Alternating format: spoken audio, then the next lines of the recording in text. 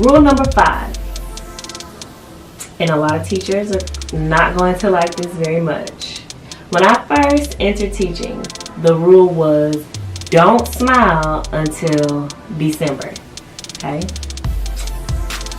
No. Go ahead, squash it, erase it. That also goes back to number 1. Just be yourself.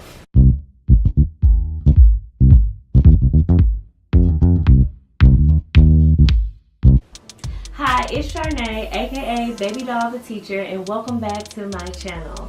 I'm so glad you decided to stop by to learn 5 ways to build either respect or rapport with your students.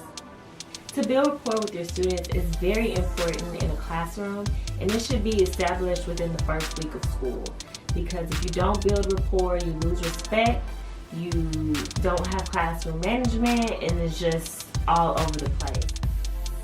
First step in building rapport with your students is to do an activity, set rules, expectations, and respect that can work both ways, not just for you, but for your students to feel respected as well. This works from kindergarten all the way to senior year of high school. Because if you do not set the expectations and rules and respect that work both ways, then your students and you will probably have a disconnect. Kids love respect just as much as teachers, especially the older they get. They tend to learn what the word respect means. So with that being said, we want to allow our students to let us know what respectfulness is, I would say. So early on in class, I would do an activity of writing all the things that, or make a T-chart of you and your class, make a T-chart that has respect on one side and disrespect on the other. And just go down a list of things that fall into each category so that you and your class could be on the same page. And being in middle school and high school, I would typically do this with every single class, and we just write it down and come into agreement of some sort. I would, in the first week of school, and as I'm getting to know students, as students is coming in, coming out of classes, I try to give them that this is what is disrespectful to me. Oh, that is very respectful of you. Try to come out with some commonalities so that students understand and so that you understand the boundaries that can be crossed. I would say give students or show students examples of what is disrespectful to you and what is respectful to you, so that they know and know how to respectfully address you. If you do not want to do this as a class setting, you can also put students in a group and then let them come up with what is respectful and what is disrespectful on paper. And then, after each group had a certain amount of time, then you can come back together as a whole class and write it on the board, get your chart paper, chart it out, and then y'all come together as a class and come up with these things so that you know what is disrespectful and not disrespectful. Situation, it has to be a two-way street, because I used to feel like this is my classroom, whatever I say goes and that's it. But it can't be like that, because those kids are in the same class with you for 45 to 90 minutes every day too. So it's just as much as that classroom as it is yours. And I just feel like coming up with commonality of what is respectful and what is disrespectful will help the rapport of your class, and especially in becoming a positive environment, positive learning environment for the students. I will say that this part must be done in the beginning. There is no ifs, ands, buts about this. This has to be done in the beginning. You have to set the tone of your classroom in the beginning, okay? Building rapport and having this respect for students, I would say rule number 2, you have to support your students. I'm not saying support them in the classroom, support them outside of the classroom. And you will see a major change in your students' attitudes towards you. If your student is in the band, in fine arts, in sports, anything of that sort, try to take time out of your busy week and support your kid in something. If they see your face, they're more than likely to be more open and communicate with you and love you even more. And sometimes it even makes them work harder for you because you showed support.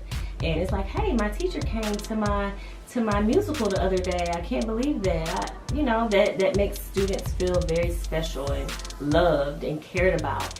And that shows, if my teacher can come and do this for me, I can do some work for her. That's what I'm going to do. So I just feel like supporting your students, being there for your students, both in and outside of the classroom, of course, will help your students and you have this connection and have great rapport in you. Building rapport, rule number 3. You're gonna be like, no, Sharnae, I don't think so. But I think so. I believe you have to share some of your personal life with your students.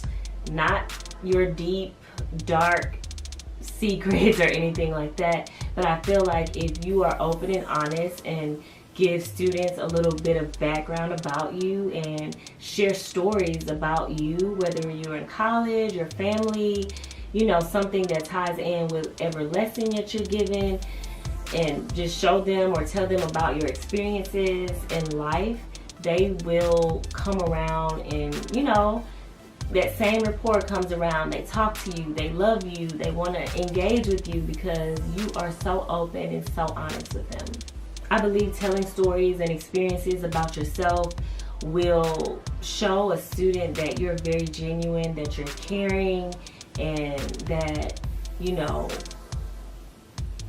if you made mistakes in life or, you've gone through some of the things that they've gone through, they'd be more open to talking to you or, sharing things and just participating in class. And that's a big deal.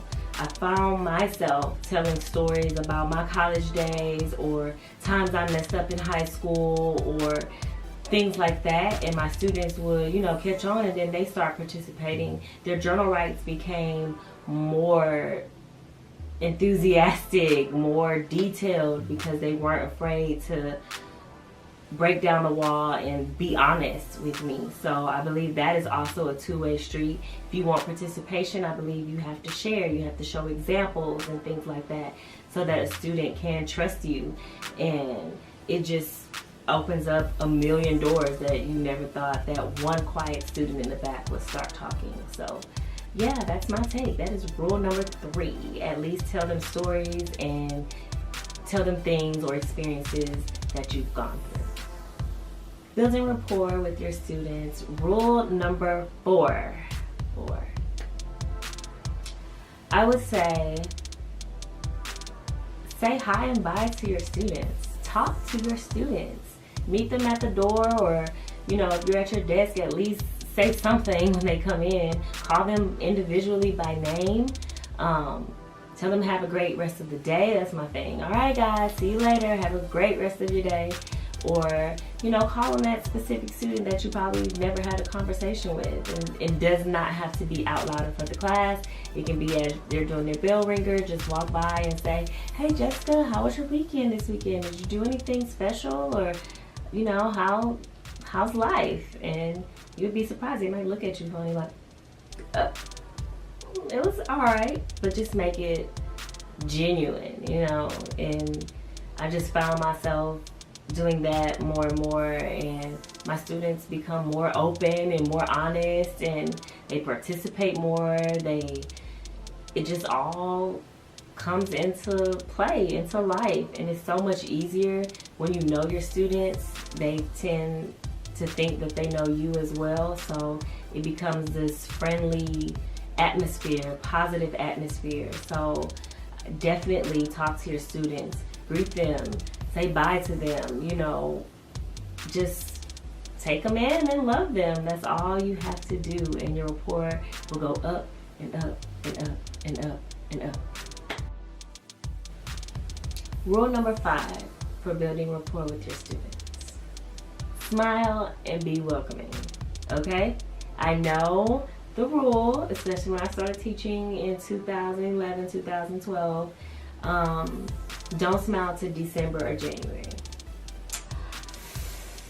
Yeah, I feel like that's where rules and expectations come in. The whole respect thing, I really feel that you should smile, you should be nurturing, you should show that you have a heart. Because you do not want your students to be afraid of you. Yes, you want them to be respectful, and you want them to mind you, and you want to have great classroom management and things like that. But a child is not going to respect you or appreciate your lessons if you're constantly with a mean face, or, you know, being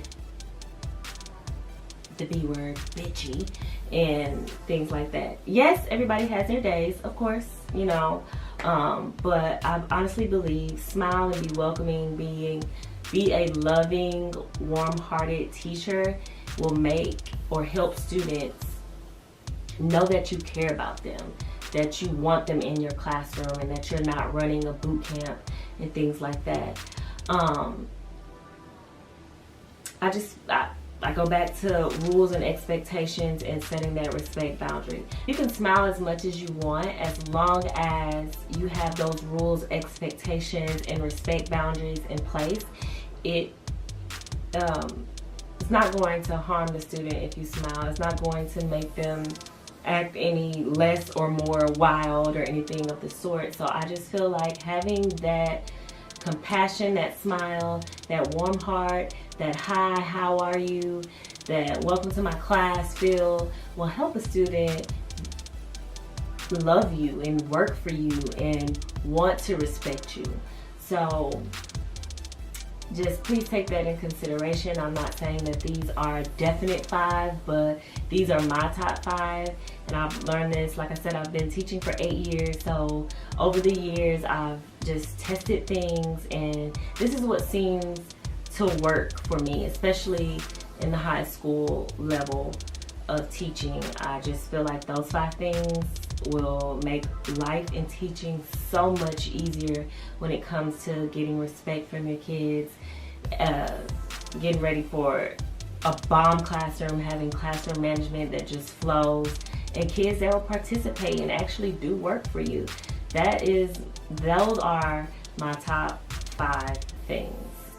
So let's recap the 5 ways to build rapport in your classroom. 1, set rules and expectations, and also go over what is respectfulness and disrespectfulness. Remember, that is a two-way street. So respect is the thing, okay? Number 2, support your students both in and out of the classroom. If your student has a swim meet, attend at least one. If your student has a musical, at least go to the musical, ask how it was.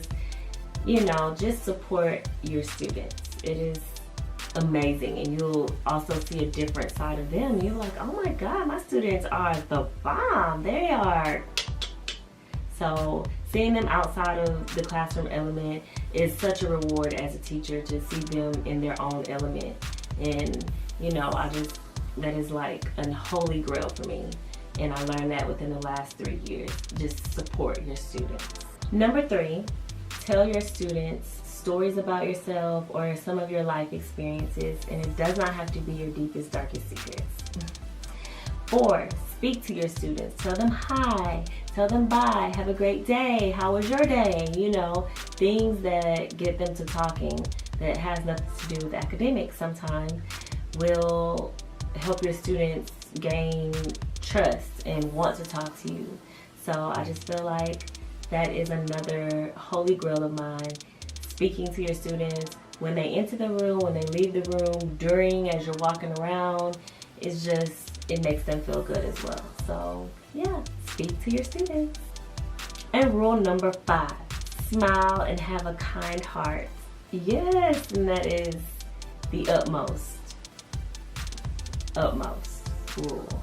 It is okay to smile before December and January, as long as you have those rules and expectations set you should be all set to go for the rest of the year. And I promise, things may seem like it's not going anywhere, but those 180 days go super fast with your students. So I believe doing these 5 things from the beginning, it will have your classroom running smooth.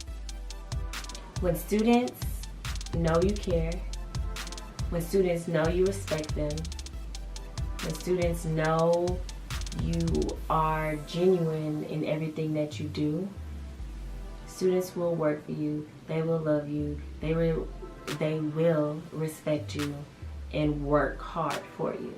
So I hope those 5 things help. Please leave me comments below. If you would like to add anything or you have anything that you do in your class that can help me, I'm all ears. So please leave me comments, let me know what you think, and I hope to see you guys again next week. Follow me on Facebook and Instagram, and I'll see you guys later. Subscribe.